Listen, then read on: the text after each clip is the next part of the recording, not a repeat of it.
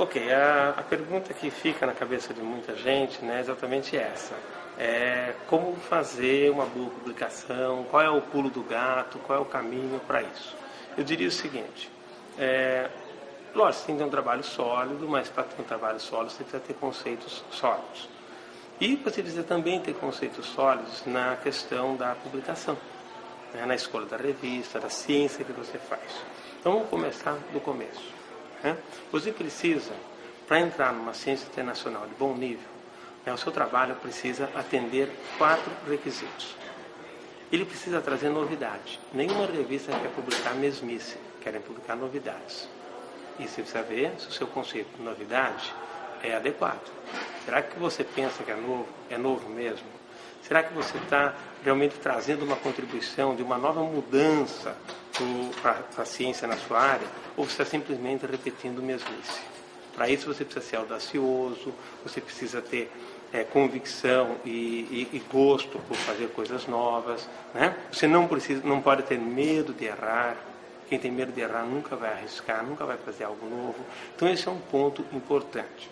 O segundo ponto importante do seu trabalho é que ele tenha uma metodologia adequada. A metodologia tem que ser robusta.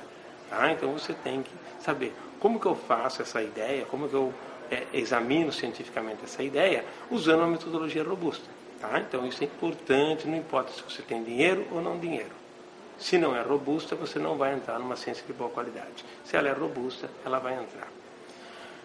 Se a sua ideia é boa, né, e você tem uma metodologia adequada, você vai conseguir fazer com que esse seu trabalho apresente resultados evidentes.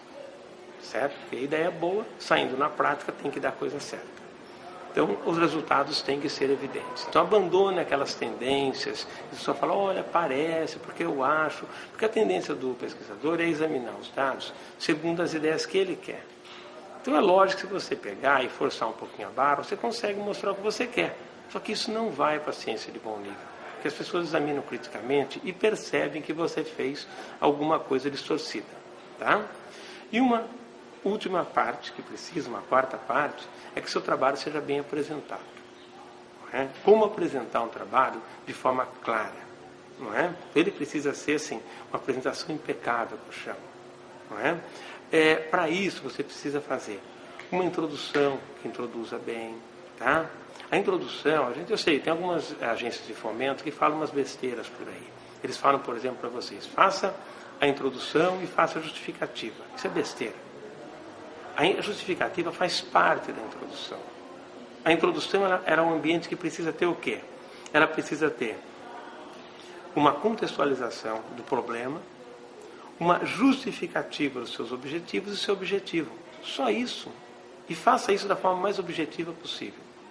Aí você vai apresentar o seu material e métodos, ou seja, como você fez isso, quais foram os seus passos, apresentando da forma mais clara possível.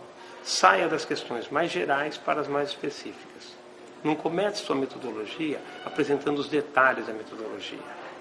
Apresente primeiro qual foi a sua proposta de trabalho, qual foi a sua ideia intelectual de pesquisa. E depois entre nos procedimentos específicos. Em terceiro lugar, você vai apresentar seus resultados. Apresente com elegância, lembrando que o ser humano vai olhar principalmente as coisas que estão expressas em figuras. Tá? Então, ao invés de ficar colocando tabelas, prefira figuras sempre que a lógica da sua pesquisa permitir. Se é uma pesquisa só descritiva, a tabela cabe bem.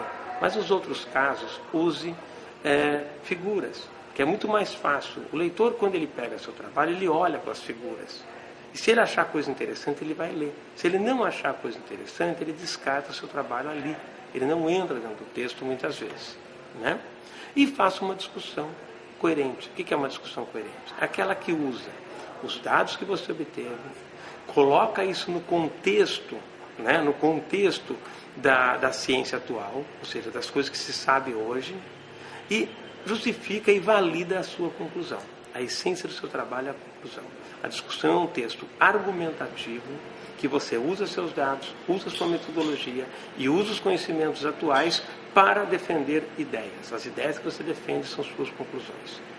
Escreva isso com elegância, usando o mínimo de palavras possível, o mínimo de informação possível, porém que as conclusões sejam sólidas. Se você fizer isso, você fez um bom texto em nível internacional.